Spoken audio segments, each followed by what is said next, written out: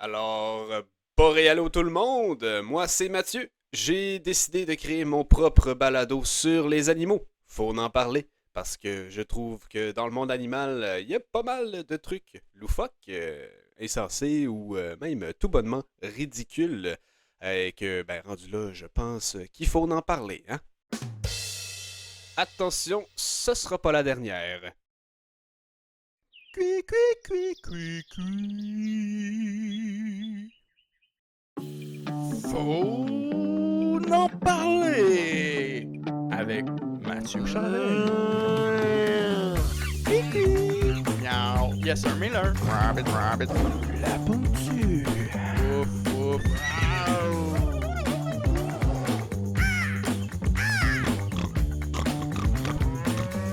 Chickidee. Faut en parler. Ok, fait que c'est ça, on va se lancer là-dessus. On a pas mal de pain sur la planche. Alors aujourd'hui, pour le premier épisode, j'ai décidé de vous parler du castor, bien connu de chez nous, mais qui, je trouve, ressort quand même pas mal du lot. Alors déjà, il faut savoir que le castor, il est assez gros, hein.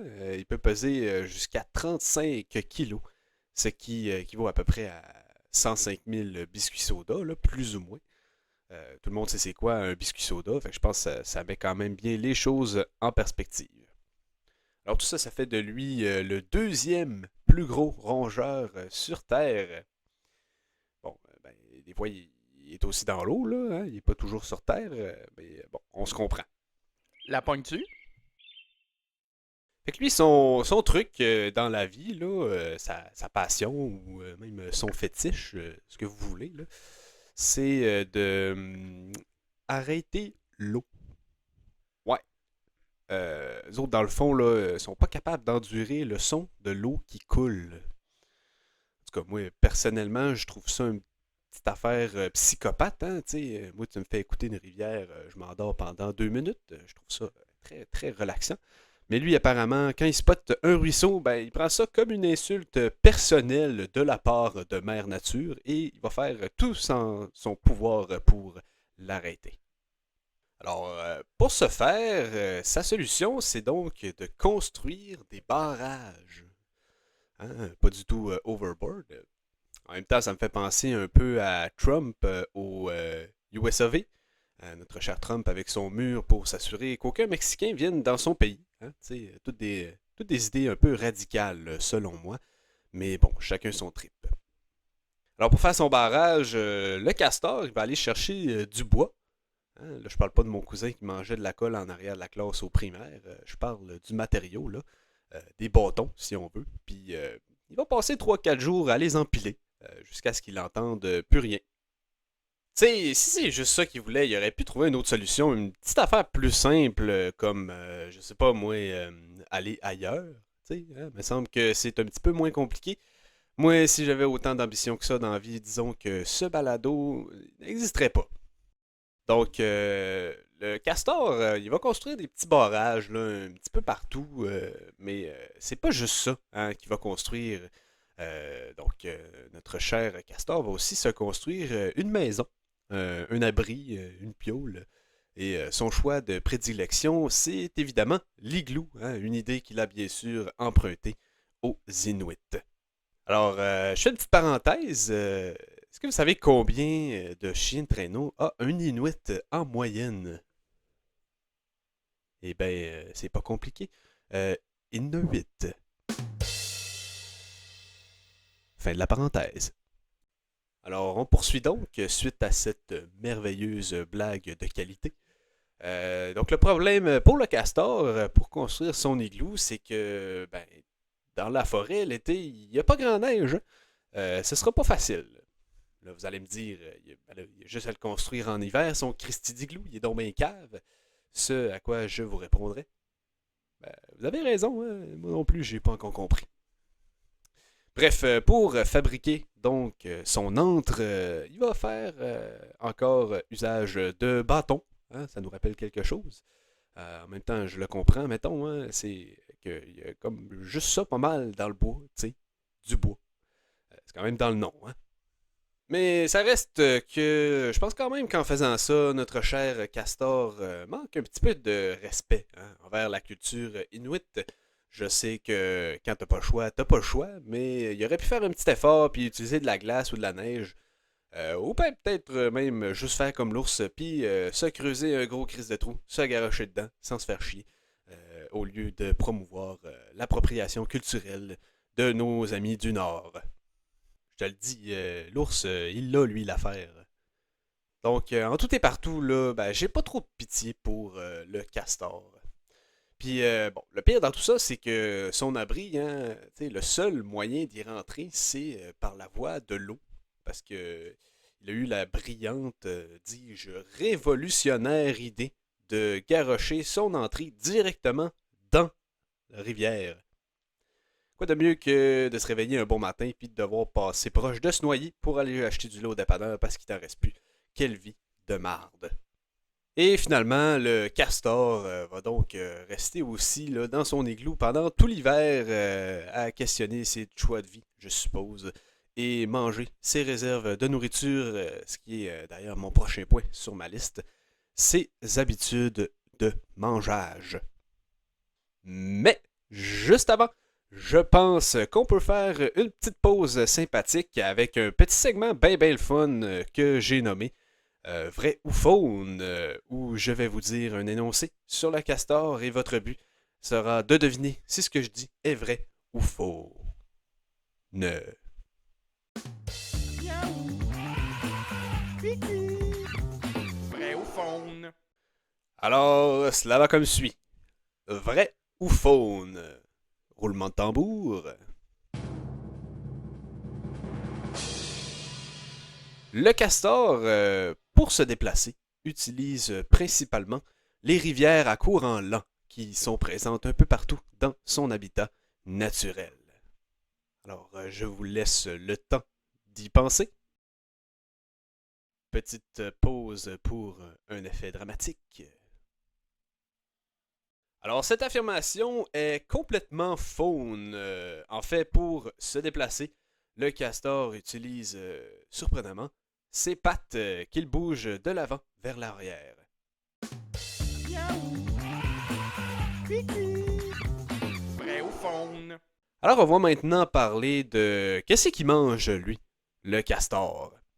En fait, il peut manger plein d'affaires. Hein? Par exemple, des fois, il va manger une balle dans la tête par un dude bien écœuré de devoir défaire un barrage à toutes les fois qu'il monte à son chalet la fin de semaine. Ou des fois, il se mange aussi le piège d'un trappeur qui veut lui voler sa fourrure. Ben oui, on va revenir sur ce point-là tantôt, inquiétez-vous pas. Sinon, ben, le castor va manger, à la surprise de tout le monde, du fucking bois. Ben oui, je sais pas, c'est ce qui est le plus perturbant, c'est le fait qu'il mange des arbres. Hein? Le Lorax serait pas très fier. Ou le fait qu'il habite dans un abri fabriqué avec la même affaire qu'il mange. Tu sais, imagine un vegan qui vit dans une maison mobile en tofu. Ça donne pas le goût d'aller en visite, faut se le dire. Pas parce qu'il vit dans une maison en tofu, mais parce qu'il est vegan. Ouais, finalement, mon exemple, c'était un peu de la merde. Alors voilà, le castor, il mange du bois. En fait, il gruge les arbres avec ses dents. C'est deux grosses cristilles de palettes qui font en sorte que personne ne le trouve palette en le voyant. D'ailleurs, ses dents arrêtent jamais de pousser. Hein. Elles prennent de l'expansion tout au long de sa vie, ce qui, j'imagine, doit rendre jaloux une quantité non négligeable de grand-papa. La pognes-tu? Et là, hein, pour ceux qui n'auraient pas compris, je parle pas des dents des grands-papas, je parle du fait de prendre de l'expansion tout au long de leur vie. Pensez-y comme il faut celle-là. Alors on continue avec la dentition du castor. Donc ces palettes vont être oranges.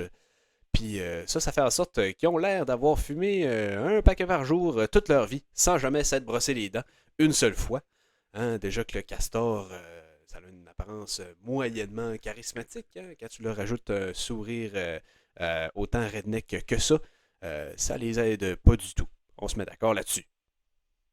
Ça aidera pas non plus son style, donc, qu'à son derrière est attaché une genre de semelle de botte en caoutchouc qui lui sert de queue, qui a à moitié l'air d'un ballon de football dégonflé qui s'est fait rouler dessus par un 18 roues. C'est laid, c'est gros, ça a l'air lourd et encombrant, comme ça se peut pas. Très questionnable comme choix de fashion, selon moi. En fait, la seule bonne chose en lien avec le queue du castor que j'ai pu trouver, c'est que elle a tout de même inspiré un dessert, genre pâtisserie frite avec du sirop, du sucre ou du chocolat par-dessus. Miam noum, 10 sur 10, un vrai classique. Et finalement, le dernier point que j'aimerais bien aborder dans ce balado, c'est la traite de fourrure. Bon, à première vue, ça peut sembler anodin, mais quand on s'y attarde, Christy que c'est heavy metal, pas à peu près cette affaire-là. Hein? T'sais, aujourd'hui, tout le monde prône le bien-être animal. Il faut utiliser des méthodes qui sont pas trop douloureuses pour les tuer. Il y a même des études récemment qui disent que quand on fait bouillir les homards, c'est genre la pire douleur qui a jamais été subie par un être vivant dans l'histoire de l'univers, ou je sais pas quoi, puis qu'il faut complètement rechanger nos manières de les cuisiner. Bref, quand on compare tout ça avec la récolte de castors traditionnelle, mettons que c'est évident que les temps ont changé, hein, parce que dans le temps, les hommes, ils se cassaient pas la tête, ils garochaient des pièges à pattes qui brisaient littéralement la jambe du castor, mais pas juste, hein, ils les plaçaient dans les plans d'eau, pas loin des barrages, donc noyade assurée pour un castor empêtré, aucune chance de s'en sortir. Tout ça dans le noble but d'exposer leurs entrailles, de les débiter, puis de revêtir leur enveloppe corporelle externe tel un fursuit version rétro uniquement afin de ne pas avoir chaud. Non, faire un feu c'était pas assez rock'n'roll pour les gens d'autrefois. Eux autres, il fallait qu'ils chassent, vident et portent sur leur dos la carcasse d'un des emblèmes officiels de la nation dans laquelle ils habitaient. Bon, faut savoir pourquoi on a décidé de représenter notre pays avec un rongeur addict aux arbres puis qui passe son temps à faire de la plomberie dans le bois. Mais ça, c'est un autre débat. Alors, je pense qu'on a pas mal fait le tour pour ce premier épisode qui est, bon, un petit peu pêle-mêle, mais je vous assure, ça va devenir un petit peu plus structuré là, dans les prochains épisodes. Je dis ça après avoir écrit les 8 premiers ou quelque chose de même. Donc, je vous le dis, ça va devenir de mieux en mieux. Donc, voilà. Ce sera tout pour le castor. Fait que, castor, c'est le moment de se dire à la prochaine. Et là, c'est le moment que ça finisse. Hein?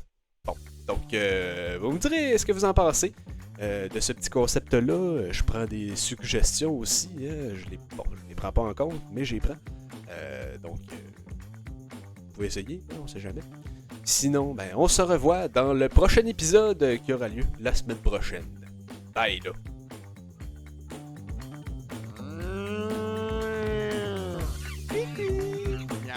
Yes, sir, Miller. Rabbit. La pontue. Ouf.